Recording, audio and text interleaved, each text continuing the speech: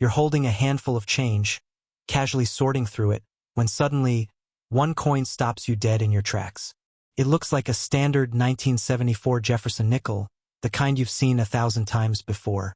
But there's something fundamentally wrong with it. You flip it over, expecting to see the stately columns of Monticello, the iconic Virginia estate of the third president. But instead, you find nothing. Or perhaps the design is ghost-like, shifted, or completely missing its detail. For a split second, your heart hammers against your ribs. Could you be holding a modern-day treasure? The world of numismatics is filled with what-ifs, but few things get a collector's pulse racing like the prospect of a major minting error. Today, we are diving deep into the mystery of the 1974 Jefferson nickel. Specifically, we're unraveling the truth behind those elusive, missing Monticello coins and the chaotic, high-stakes world of minting anomalies that turn 5 cents of copper nickel into thousands of dollars. To understand why a coin might lose its design, we have to travel back to the high-speed, deafening floor of the Philadelphia Mint in 1974.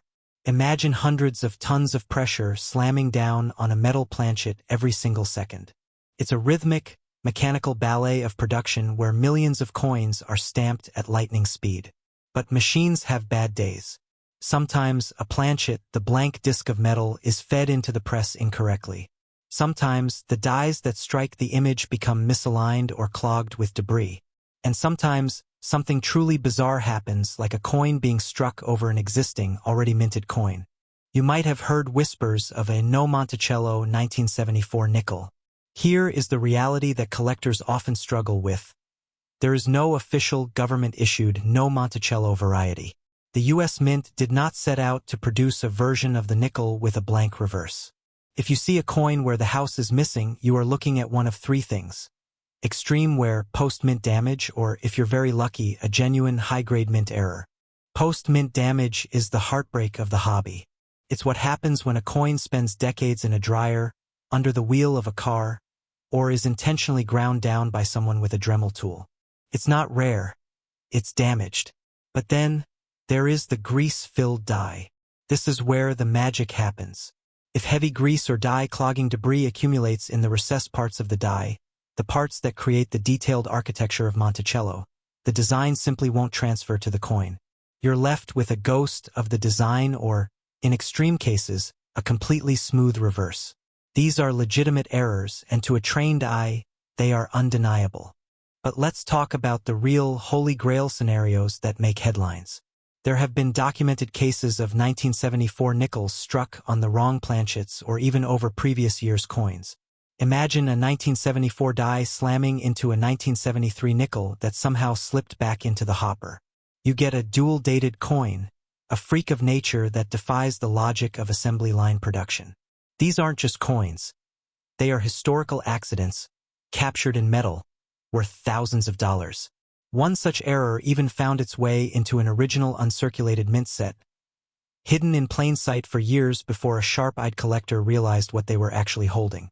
So, how do you know if your 1974 nickel is a laundry day dud or a lottery-winning error?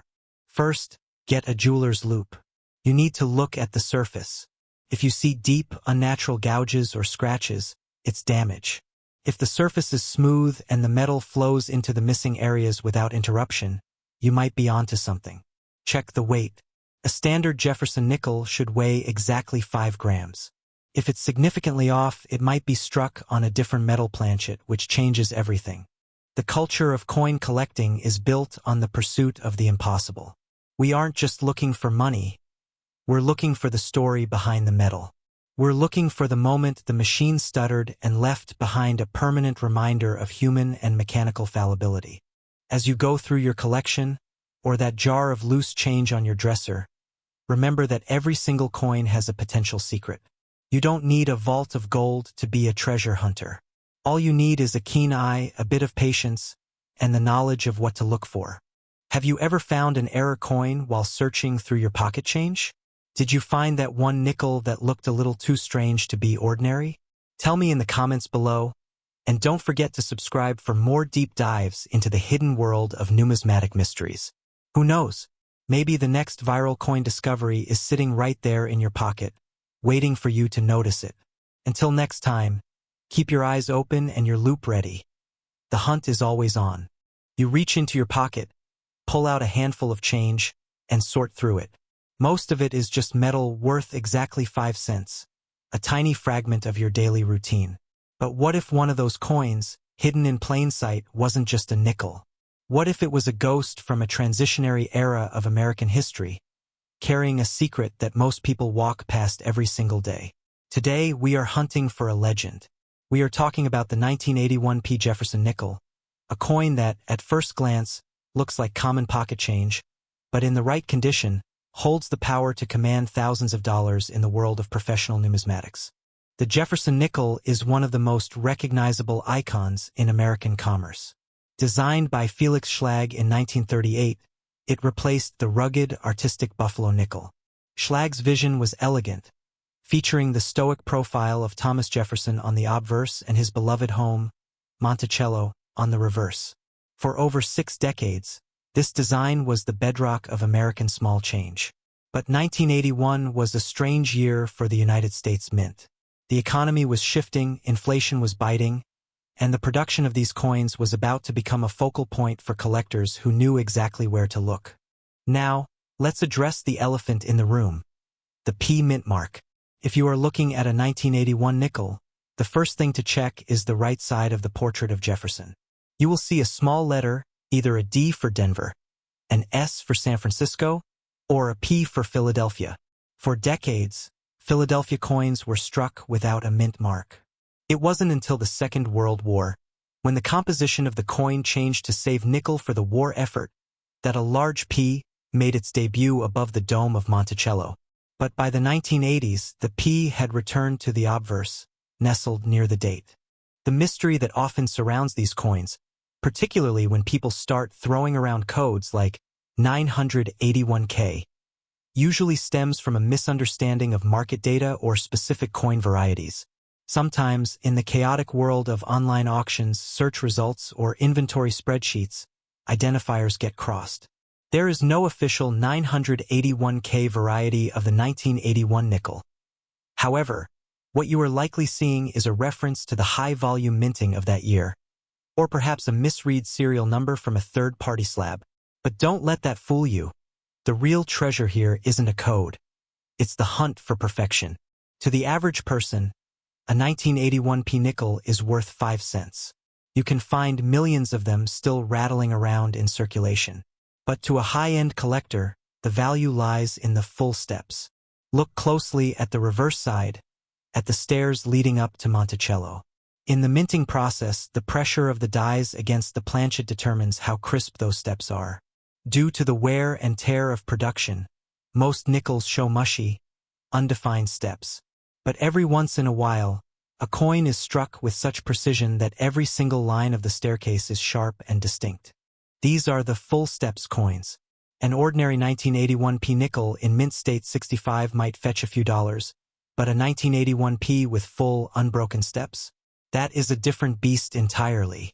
We've seen these, in near-perfect condition, auctioned for thousands of dollars. It's a game of millimeters. One tiny, microscopic scratch or a weak strike, and that premium vanishes. It is the ultimate test of patience and eyesight. Why does this matter so much? Because these coins represent a moment in time. 1981 was an era of transition. The mint was under pressure to produce coins by the hundreds of millions to satisfy a growing nation, yet they were fighting the limitations of their own machinery. Every coin that successfully cleared the press with those perfect steps is a testament to an anomaly, a fleeting moment where everything went perfectly right in the furnace and the press.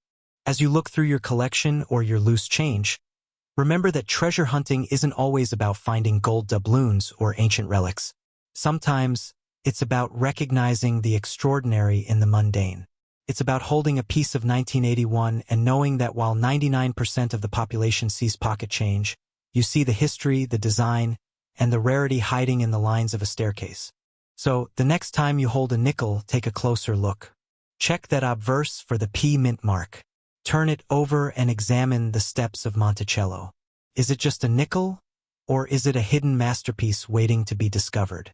The history of the Jefferson nickel is a long, winding road, and you might just be holding a small part of that journey in the palm of your hand. What's the most surprising thing you've ever found in your spare change? And are you still checking every coin that comes your way? Leave a comment below and let me know if you've ever spotted a treasure hiding in plain sight. Imagine you reach into your pocket, pull out a handful of change, and toss a dull, silver-colored nickel onto your desk. It's just 5 cents, right? It's something you'd use to buy a gumball or lose in the cracks of your sofa. But what if I told you that one single, unassuming nickel from 1961 could be the most important discovery of your entire life? What if that tiny piece of metal, sitting right there under your nose, isn't just pocket change, but a ghost? We're talking about a mystery that haunts the world of numismatics. You've likely heard of missing mint marks or double dies, but there is a specific, whispered about legend involving the 1961 Jefferson nickel that sends even the most seasoned collectors into a frenzy. It's a story of a coin that shouldn't exist, a production line anomaly that defies the logic of the United States Mint, and a potential fortune hiding in plain sight. When you look at a 1961 nickel, you expect to see the stoic profile of Thomas Jefferson on the front and his iconic Virginia estate, Monticello, on the back. It's a design that's been part of American history since 1938, a masterwork by artist Felix Schlag. But in the world of errors, the normal is just a boring baseline. Collectors don't want normal. They want the ghosts. And in 1961, the Philadelphia Mint produced over 73 million nickels. Among those millions, there are reports of strange, haunting variations, coins that seem to be missing key details or have been struck with such bizarre technical failures that they've become the holy grail for people hunting for errors in their spare time. But why the 1961? Why is this specific date so controversial? The answer lies in the sheer volume and the era of production. The 1960s were a time of rapid change in America, and the mint was under immense pressure to keep up with the demand for currency. When you push machines to their limits, when you run dies until they are worn smooth, the metal begins to scream. You get filled dies, where the fine details of the die, the very letters and numbers that define the coin, get clogged with grease and dust. Suddenly, the e pluribus unum is gone. Or, in the most extreme cases, parts of the design itself, like the very house of Monticello, seem to fade into the flat metallic void. There is a recurring legend in collector circles about a no Monticello error for this year. Now, let's be clear. In the official records, there is no such thing as a no Monticello error nickel intentionally produced by the mint. If you find one, you aren't looking at a planned release. You are looking at a catastrophic failure of the striking process. You are looking at a coin that was struck with a die so clogged, so compromised, that the masterwork of Felix Schlag was simply wiped clean. To a banker, it's a damaged coin. To a collector, it's a piece of history that tells the story of a machine failing in the dark of night, thousands of miles away, over 60 years ago. You might be wondering, how do I spot one? Is it even real? The reality is that the vast majority of 1,961 nickels you find in your change are worth exactly 5 cents. They are common, they are circulated, and they are worn. But the hunt isn't about the thousands of coins that are normal. The hunt is about the one that isn't. When you are searching through a roll of nickels, you aren't just looking for a date. You are looking for a break in the pattern. You are checking to see if the steps of Monticello are sharp, if the columns of the house are defined, or if, just maybe, they have been erased by a piece of history that slipped through quality control. There is a thrill that comes with the cherry pick. It's the feeling of holding a coin that you know shouldn't be there. Imagine the scenario. A mint worker at the Philadelphia facility in 1961. The machines humming, the metal stamping at a rhythmic, deafening pace. A small fleck of grease falls into the die. The very next planchet enters the chamber. Clang. The die hits the metal, but instead of the crisp image of a home, it leaves behind a smooth, ghost-like impression. That coin falls into a bin with millions of others, travels across the country, spends decades in cash registers, piggy banks, and glove boxes, only to eventually end up in your hands. Collectors have spent fortunes chasing these ghost errors. We've seen auctions where coins with rare strikes or deep-set errors command prices that turn heads. It's not just about the copper and nickel content. It's about the scarcity. The The value lies in the what if. What if you're the one who finally pulls a rare, mint error 1961 from circulation? But here is the truth that every treasure hunter needs to embrace. The search is the reward, but the discovery is the legacy. You have to look at the details. Check the rims for clips, check the reverse for missing details, and always look at the date. Is the 1961 crisp? Is there anything strange about the way the light hits the surface? The most valuable coins aren't always the ones made of gold or silver. They are the ones that were never supposed to happen. They are the beautiful mistakes of history. As you look through your collection tonight, don't just see a pile of metal. See the labor of a nation. See the history of a currency that has moved through the hands of millions. And remember that somewhere, buried in a drawer or hidden in an old jar in an attic, there might be a 1961 nickel that defied the odds. A coin that lost its house, lost its mark, or lost its identity, only to become more valuable than it ever was when it was first minted. So, tell me, what's the most unusual coin you've ever found in your change? Have you ever spent a fortune? Or have you ever held a fortune without even knowing it? Don't let those nickels sit in your pocket for another second without taking a closer look. You never know when you might be holding a ghost. Keep hunting, keep looking, and who knows, you might just be the next one to rewrite the history books, one 5-cent piece at a time.